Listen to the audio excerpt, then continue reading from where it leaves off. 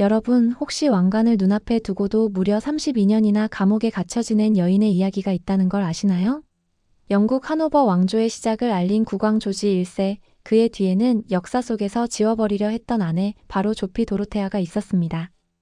오늘 우리는 이 한 여인이 왕비가 되는 대신 왜 평생을 감옥에서 보내야 했는지, 그리고 어느 날 밤 흔적도 없이 사라져버린 그녀의 연인에 대한 흥미진진한 이야기를 함께 나눠볼 거예요.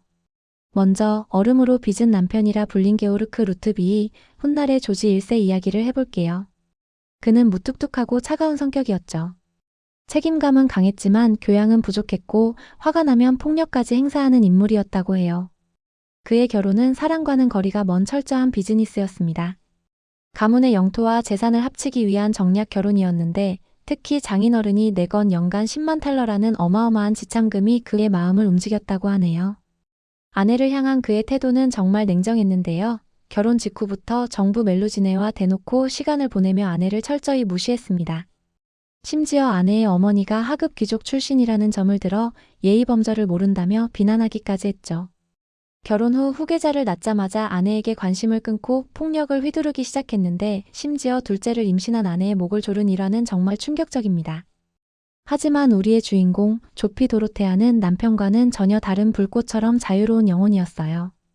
그녀는 하노버 가문의 공녀였지만 어머니가 프랑스 하급 귀족 출신이어서 당시 귀족 사회의 조롱과 멸시의 대상이 되었죠. 그럼에도 불구하고 정략 결혼이 일반적이던 시대에 서로를 지극히 사랑하는 부모님 밑에서 아낌없는 애정을 받으며 자랐습니다. 그래서인지 그녀는 생기 넘치고 감수성이 풍부했어요. 격식에 얽매이지 않는 소탈한 성격에 할 말은 해야 직성이 풀리는 당찬 스타일이었죠.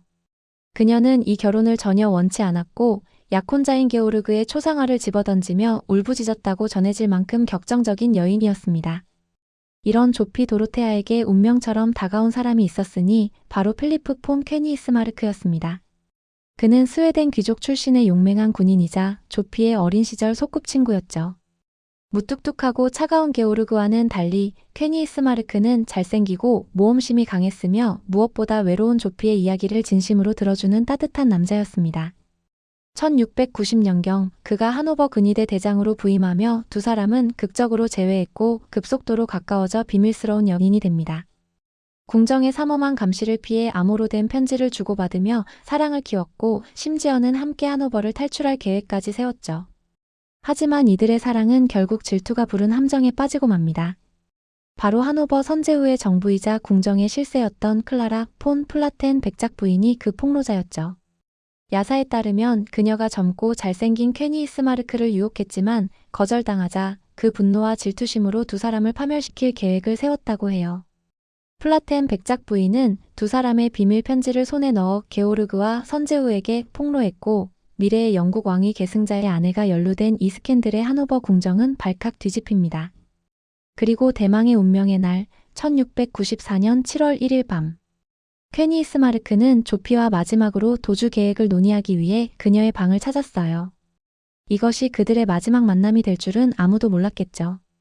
결국 이들의 금지된 사랑은 피의 대가를 치르게 됩니다. 새벽녘 조피의 방을 나선 퀘니스마르크는 복도에서 매복하고 있던 4명의 자객에게 무참히 살해당하고 말죠. 하지만 여기서 끝나지 않는 미스터리가 있습니다. 바로 그의 시신이 끝내 발견되지 않았다는 점인데요.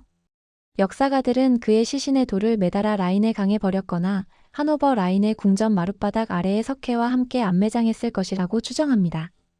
실제로 훗날 궁전 보수 공사 중에 신원 미상의 뼈가 발견되기도 했다니 정말 소름 돋는 이야기죠.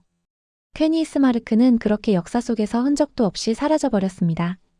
사랑하는 연인을 잃은 조피에게도 가혹한 운명이 기다리고 있었습니다. 게오르그는 간통 사실을 숨기고 아내가 남편을 거부했다는 명분으로 일방적인 이혼을 선언합니다. 이는 자녀들의 정통성을 지키기 위한 조치였죠. 그녀가 치러야 할 대가는 너무나 가혹했어요. 모든 왕실 직위를 박탈당했고 심지어 사랑하는 아들, 딸을 죽을 때까지 다시는 만나지 못하게 됩니다. 그리고 그녀는 알덴 저택이라는 외딴 성에 갇혀 32년간 외부와 단절된 채 종신 유폐 생활을 해야 했습니다.